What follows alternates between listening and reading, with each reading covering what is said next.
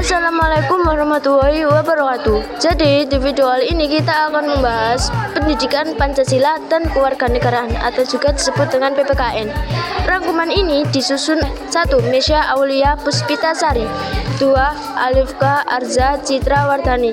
Kami dari kelas 8T. Jangan lupa dengan penjelasan ini sampai akhir. Nah, di sini kita akan membahas rangkuman dari bab 2 yang berjudul Bentuk dan Kedaulatan Negara. Latar belakang dari buat adalah bentuk negara Indonesia yang merupakan negara kesatuan dan bentuk pemerintahan Indonesia yang merupakan republik, serta Indonesia merupakan negara hukum yang arti hukumlah yang menjadi prima dalam memutuskan dinamika kehidupan kenegaraan. Indonesia sebagai negara kesatuan. Perdebatan tentang bentuk negara Indonesia, Soekarno berpendapat bentuk negara kesatuan, Muhammad Hatta berpandangan bentuk negara federal, dan Supomo berpandangan bentuk negara integral. Pada akhirnya para tokoh bersepakat memilih bentuk negara kesatuan.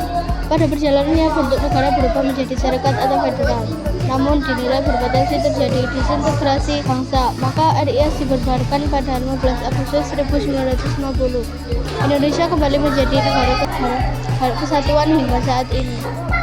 Indonesia sebagai negara republik. Bentuk negara adalah susunan atau organisasi secara keseluruhan mengenai struktur negara yang meliputi segenap unsur negara, daerah, dan penduduk. Bentuk negara dibagi menjadi 2. 1. Kesatuan, yaitu negara yang bersusun tunggal.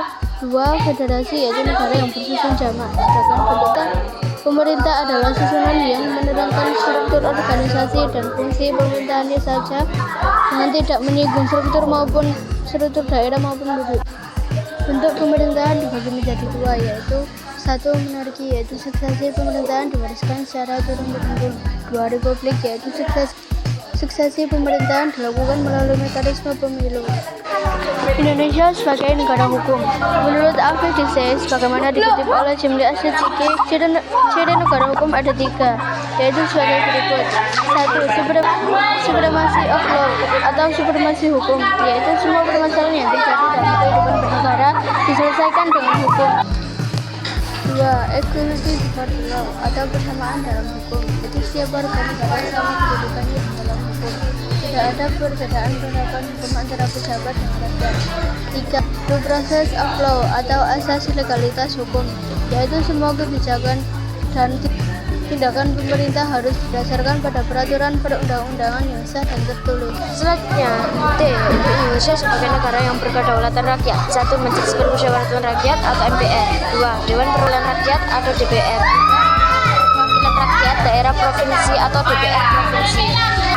4. Dewan Perwakilan Rakyat Daerah Kota atau Kabupaten atau DPRD Kota atau Kabupaten.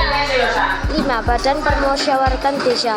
Menurut Jimli Asitsiki, Undang-Undang Dasar Negara Republik Indonesia tahun 1945 menganut paham kedaulatan yang unik. Undang-Undang Dasar Negara Republik Indonesia tahun 1945 mengukuhkan kedaulatan Tuhan, kedaulatan rakyat, dan kedaulatan hukum.